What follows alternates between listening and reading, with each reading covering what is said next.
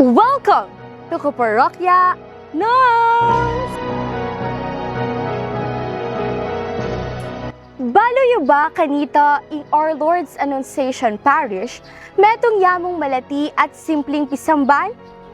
Bistaman malati, malagwayang meging sagradong lugar, nung nuka rin mititipon laring sasalpantaya, bilang metong bakanta, mga di, simba, at lalong palalaman ing pamanyal pantaya.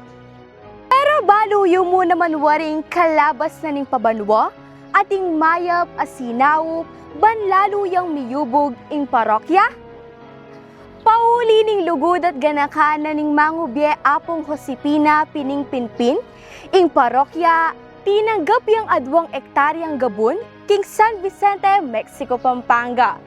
Iti yang meging pundasyon, baka nito mas lalo yang dagol ing pisamban, ang meging dalan bakanta mas lalo lang dakal ding sasalpantaya. Ay ni pa! Anyang 1998, ing pamanalakad king bayo at mas maragol a parokya, inumpisan de! Pauli ng among Lindon Valenton, ing mumunang kura paroko, kayan tabering pastoral at manungkulan king balen, ing pangarap a maragul at mas matatag a parokya, may patutuan niya. At panga April 1999, mayari ne. Iti migsilbi ang bayong balepi panalanginan, karing mas sakal asasalpantaya. Baluyo naman waring akabang lalakad yung panahon, lalo yung daragul ing sasakupan ning parokya. Kanitang 2008 ding barangay, Masamat at sa Banilya, ang Poing Lakeshore Subdivision, opisyal lang may pabilang king parokya. Ali Megluat, banwang 2016, may payabeya naman ing Fiesta Communities.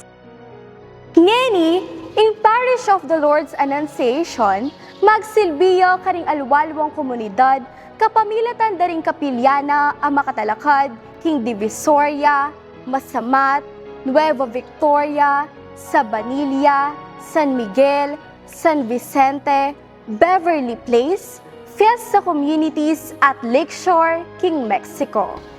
At baluyo mo naman wari ang ngening banwa pagselebran nening parokya ing 30 ng anibersaryo.